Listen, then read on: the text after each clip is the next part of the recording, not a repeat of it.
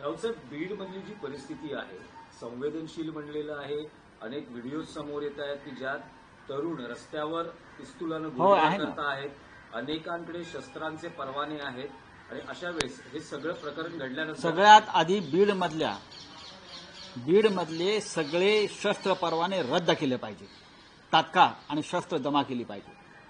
बीडमध्ये माझ्या माहितीनुसार 1500च्या वर शस्त्र परवाने परळीतच आणि त्याहीपेक्षा 7 ते 8 हजार बेकायदा शस्त्र तिथे आलेले आहेत आणि ही सर्व शस्त्र नेपाळ आणि बिहारमधून आणलेली आहेत आणि त्या शस्त्रांचा वापर करून मंत्रिमंडळात असलेले फडणवीसांचे जे सहकारी आहेत त्यांच्या टोळ्या दहशतवाद निर्माण करतात.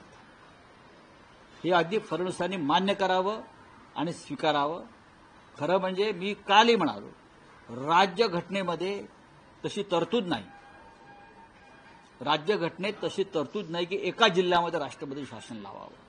नाहीतर बीड, कल्याण, अंबरनाथ ही फिट केस आहे अशा प्रकारचं राष्ट्रपती शासन लावण्यासाठी. इतका भयंकर अत्याचार, शोषण, दहशतवाद या 2 ठिकाणी सुरू आहे आणि महाराष्ट्राची प्रतिमा या 2 जिल्ह्यांमुळे अत्यंत मलिन होते आहे. हे देवेंद्रजींना कळलं पाहिजे, कारण ते राज्याचे आज मुख्यमंत्री आहेत. त्यांनी संविधानाची शपथ घेतलेली आहे सगळ्यांचं रक्षण करण्याची.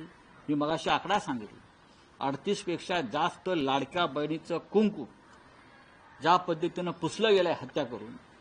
देवेंद्रजींना माहीत नाही, गृहमंत्री, बाकी त्यांना सगळं माहीत असतं. आमचे फोन टॅप करतात, आमच्या मागे हेर लावतात, सगळं करतात ना. आमची माहिती घेतात विरोधकांची, आमचे पक्ष फोडतात, वेषांतर करून फिरतात.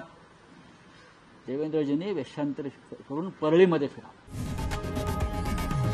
लोकशाही मराठी ऐका, पहा, जागरूक रहा.